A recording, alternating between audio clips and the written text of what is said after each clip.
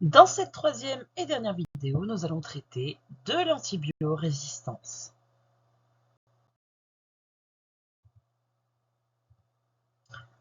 Alors, les bactéries sont des agents pathogènes pour les humains. Maintenant, savoir qu'elles se partagent avec les virus.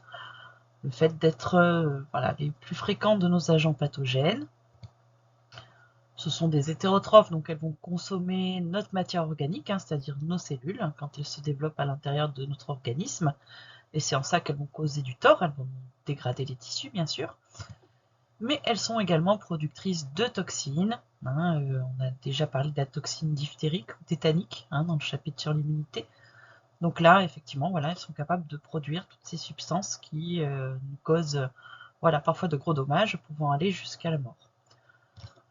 Donc de ce fait, pour aider notre système immunitaire, on utilise des antibiotiques qui sont des molécules chimiques que l'on va absorber et qui vont détruire spécifiquement les bactéries, et pas nos cellules évidemment, pour aider notre système immunitaire afin qu'il ne se trouve pas dépassé. Il sera toujours capable de détruire ces bactéries. Par contre, c'est une histoire de vitesse, c'est-à-dire est-ce qu'il sera capable de les détruire aussi rapidement qu'elles ne se reproduisent. Si ce n'est pas le cas, on peut facilement arriver à une invasion, je dirais, assez prononcée qui s'appelle la septicémie et qui est une mise en danger très importante de l'organisme, qui est un cas très très grave. Donc il existe plusieurs molécules d'antibiotiques, donc chacun va agir de manière spécifique sur la bactérie. Alors vous avez différentes familles d'antibiotiques, il en existe 8 si je ne me trompe pas, avec chacune des molécules bien spécifiques, qui ont des rôles bien spécifiques. Alors évidemment, ça marche sur les bactéries et pas sur les cellules eucaryotes, ce qui nous évite évidemment de subir les désagréments, même si, attention, en fonction des antibiotiques, il y a des effets secondaires qui ne sont pas légers des fois. Donc quelques petits exemples, par exemple la pénicilline, ou les pénicillines, puisqu'il y en a plusieurs, vont empêcher les synthèses des parois. Donc quand une bactérie veut se développer et notamment faire une scissiparité, vous savez que la paroi s'allonge puisqu'il y a une phase de croissance, et bien les pénicillines empêchent les synthèses de parois, donc empêchent la multiplication. Et le système immunitaire n'a plus qu'à du coup faire son travail de destruction des bactéries en place, mais en tout cas elles ne peuvent pas se multiplier. On a un autre groupe qui s'appelle les polymyxines par exemple, c'est la désorganisation de la membrane, voilà, bien spécifique. Les tétracyclines, elles, vont plutôt servir à détruire les ribosomes et donc empêcher la traduction, donc pas de synthèse protéique. Les fluoroquinolones, elles, s'occupent plutôt d'empêcher la réplication. Donc voilà, vous n'avez pas de chromosome bactérien qui peut se répliquer, donc vous n'avez pas forcément de scissiparité. Les rifampicines, elles, vont plutôt empêcher la transcription, donc voilà, la synthèse protéique sera empêchée aussi. Et donc, quand on dit empêche la traduction, la transcription et empêche la synthèse protéique, dans la mesure où il y a beaucoup de protéines dans une bactérie, évidemment, ça l'empêche complètement de se reproduire et même de fabriquer ses propres protéines, à savoir ses propres enzymes. Donc, effectivement, alors ici, je vous ai mis quelques exemples, ce n'est pas tous les exemples qui existent. Je pourrais vous donner les coordonnées d'un document qui rassemble toutes les sortes d'antibiotiques, si ça vous intéresse.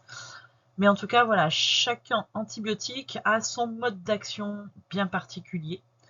Alors, à savoir qu'il y a des antibiotiques qui vont plutôt essayer, ils sont bactériostatiques, c'est le mot, c'est-à-dire ils tuent pas la bactérie vraiment, mais ils l'empêchent de se multiplier, tandis que d'autres vont plutôt tuer ces bactéries.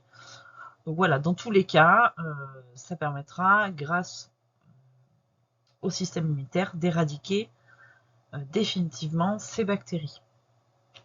Alors, autre fait, dans ces antibiotiques, il y en a certains qui sont dits à large spectre, c'est-à-dire qui vont tuer un certain nombre d'espèces, qui est plus ou moins variable. À large spectre, c'est quand il y a beaucoup d'espèces concernées, beaucoup de types de bactériens concernés. À spectre étroit, c'est lorsque on a très très peu d'espèces qui sont concernées, donc on cible vraiment une espèce. Donc c'est pour ça qu'il faut, à peu près être sûr de la bactérie concernée par l'infection pour pouvoir choisir le bon antibiotique, évidemment. Et à savoir que beaucoup de ces antibiotiques ont des effets secondaires, je l'ai déjà dit, qui peuvent parfois être lourds. Donc c'est pour ça qu'on ne prend pas n'importe lequel pour n'importe quoi, évidemment. Le problème de l'antibiothérapie, c'est que presque quelques années après la découverte d'un antibiotique, on a toujours des cas de résistance, ce qu'on appelle l'antibiorésistance. Alors c'est dû à plusieurs choses. Déjà parce que quand vous changez les données d'un milieu, c'est toujours pareil, c'est de la sélection naturelle. Donc vous forcément, vous provoquez une évolution, en tout cas. Et on se rappelle que l'évolution n'est possible que si on a une diversité génétique. Hein, donc s'il y a un polymorphisme génétique, et on a vu précédemment que les bactéries étaient les championnes de ce polymorphisme grâce à la conjugaison, à la transformation. Voilà. Donc vous avez voilà, plein de mécanismes qui existent, et en tout cas, voilà, elles sont capables d'avoir une diversité génétique très importante. Donc, ici, lorsqu'on va utiliser un antibiotique, ben, on va avoir une grosse partie des bactéries qui va être éradiquée, mais peut-être qu'il va en rester une, hein, si génétiquement elle est apte à résister à cet antibiotique. Et il se trouve que la colonie suivante va être tout simplement issue de cette bactérie résistante, et donc toute la colonie, dans son intégralité, sera résistante à l'antibiotique. À savoir que donc utiliser un antibiotique, c'est sélectionner les individus résistants. Et du coup, c'est constituer des futures colonies de bactéries qui sont résistantes à cet antibiotique. Donc c'est pour ça que c'est un produit pharmacologique qu'il faut utiliser avec grande précaution. Et de cette particularité de l'antibiorésistance va découler donc des bonnes pratiques, un bon usage des antibiotiques. Donc voilà ce bon usage des antibiotiques. Alors le premier, c'est la bonne indication, c'est-à-dire qu'on ne prend un antibiotique quand il s'avère que ce soit vraiment une bactérie qui cause l'infection. Si c'est un virus, il n'y a aucun impact sur lui à utiliser des antibiotiques. Au contraire, si jamais il y a des bactéries dans le secteur qui ne vous causent pas encore de maladie, vous pouvez malheureusement sélectionner des individus résistants, voilà, qui plus tard vous pourront vous poser problème, en tout cas rendront l'antibiothérapie avec cet antibiotique inefficace. Donc on n'utilise que quand c'est une bonne indication, en tout cas quand c'est bien une bactérie. Ensuite, il faut utiliser la bonne molécule, à savoir que on a vu qu'il y avait spectre étroit et large spectre. Donc on va utiliser, lorsque ce sont des bactéries et qu'on connaît bien la molécule la plus adaptée. Hein.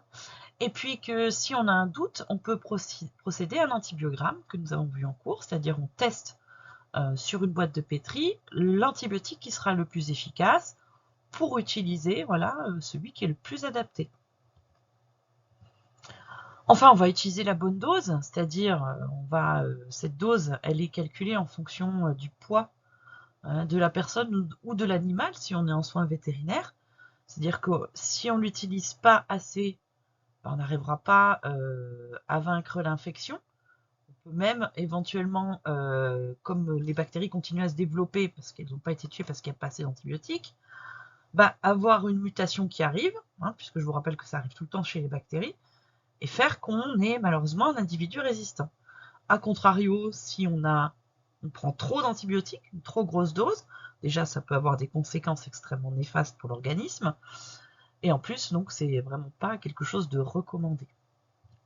Et puis évidemment, on utilise la bonne durée. Si on n'utilise pas la bonne durée, c'est-à-dire que c'est trop court par exemple, on ne va pas lutter totalement contre l'infection, on va permettre aux bactéries qui ne sont pas complètement tuées, en tout cas pas toutes, de éventuellement continuer à se développer et d'éventuellement avoir une résistance qui arrive parce que il y a eu une mutation ou une transformation, enfin peu importe en tout cas, et de ce fait on risque d'avoir des résistances. Trop longtemps, c'est la même chose. Donc voilà, il y a une durée qui est indiquée qu'il faut impérativement respecter. Donc voilà les 4 recommandations hein, qui sont très importantes et qui permettent comme ça de limiter les antibiorésistances. À savoir que il y a des molécules qu'on n'utilise plus du tout, qui sont retirées. Alors ça peut être parce qu'il y a trop de conséquences, hein, trop d'effets secondaires, mais ça peut être aussi parce que la plupart des bactéries, des colonies pathogènes sont malheureusement résistantes à cet antibiotique. Alors heureusement, on découvre de nouveaux antibiotiques, mais vous comprenez que c'est une histoire un petit peu de lutte contre la montre, c'est-à-dire qu'au fur et à mesure qu'il y a des antibiotiques qui deviennent inefficaces, eh bien, il faut en trouver de nouveaux. Et la recherche, malheureusement, elle ne progresse pas de manière linéaire, c'est-à-dire que des fois, oui, on va trouver quelque chose, mais ce n'est pas obligatoire qu'on en trouve tout le temps de manière régulière. Donc c'est pour ça qu'il vaut mieux essayer de conserver l'efficacité des antibiotiques plutôt que d'avoir tout le temps à rechercher de nouveaux. Dernier fait que j'ai oublié de dire sur la bonne molécule. Il faut aussi veiller à ne pas toujours utiliser le même antibiotique, parce que sinon vous faites toujours la même sélection naturelle pour les bactéries. Donc en variant les antibiotiques, en tout cas leur mode d'action évidemment, eh bien vous êtes moins susceptible de faire développer des résistances pour ces bactéries-là. Donc voilà, sur l'antibiorésistance, ce qu'on peut dire, ce qu'on peut en dire, et sur l'ensemble donc de ce chapitre 8.